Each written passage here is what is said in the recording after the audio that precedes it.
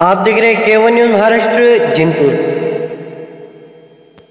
जिंतूर तालुका मराठी पत्रकार संघाच्या वतीने दर्पण दिनानिमित्त पहिल्या महिला ट्रान्सजेंडर आई श्री गौरी सावंत यांचे समाज आणि मातृत्व या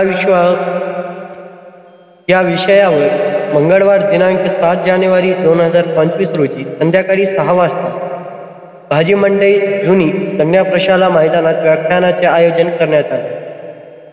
आपण सर्वांनी या कार्यक्रमाचा लाभ घ्यावा ही विनीत मराठी पत्रकार संघ जिंतूर।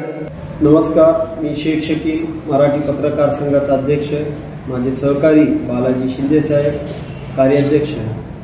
आम्ही मराठी पत्रकार संघाच्या वतीनं दिनांक 7 जानेवारी रोजी सायंकाळी शहरातील भाजी मंडईमधील कन्या प्रशाला मैदानात जगप्रसिद्ध व्याख्याता श्री गौरी सावंत यांचे समाज आणि मातृत्व या विषयावर व्याख्यानाचे आयोजन करण्यात आले आहे।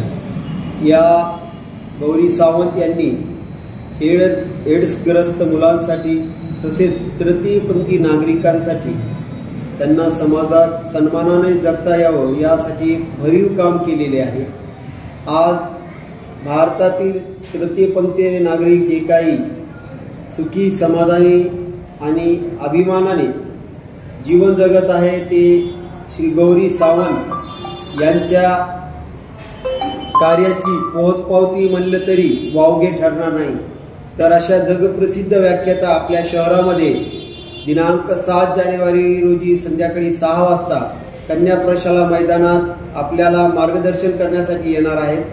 मी तालुक्यातील सर्व नागरिक महिला भगिनींना नम्र विनंती करतो की आपण या कार्यक्रमाला मोठ्या संख्येने उपस्थित राहावे। नमस्कार। आहे द इंडियन सिटीजन सिरीजला शोभेल असं गौरी सावंत यांचं आयुष्य आहे। वयाच्या 17व्या वर्षी गौरी सावंत यांनी घर सोडलं, कारण त्यांचा जन्म गौरी म्हणून नाही तर गणेश म्हणून झाला होता। बाहेरून पुरुष असलेला गणेश आतून स्त्री होता, म्हणून घर असो अथवा शाळा या गणेशला मुलं चिडवायचीत। घरून पळून गेलेल्या गणेशने ठरवलं होतं आपण बाई व्हायचं आणि गणेशची गौरी झाली। आपण टाळ्या वाजवत लोकांकडे भीक नाही मागायची हे गौरीने ठरवलं। गौरीला कळालं की सरकारच्या नजरेत तृतीयपंथी अस्तित्वातच नाहीये, त्यांना काहीच हक्क नाहीये। मोठा कायदेशीर लढा दिल्यानंतर गौरी सावंत यांच्यामुळेच सरकारी कागदावर थर्ड जेंडर अस्तित्वात आलं। आज कुठलेही तृतीयपंथी बाळ दत्तक घेऊ शकतो, त्यांचं श्रेय जातं ते गौरी सावंत यांनाच। सखी 4 चौघी या संस्थेच्या माध्यमातून गौरी तृतीयपंथींसाठी आणि एड्स झालेल्या रुग्णांसाठी काम करतात।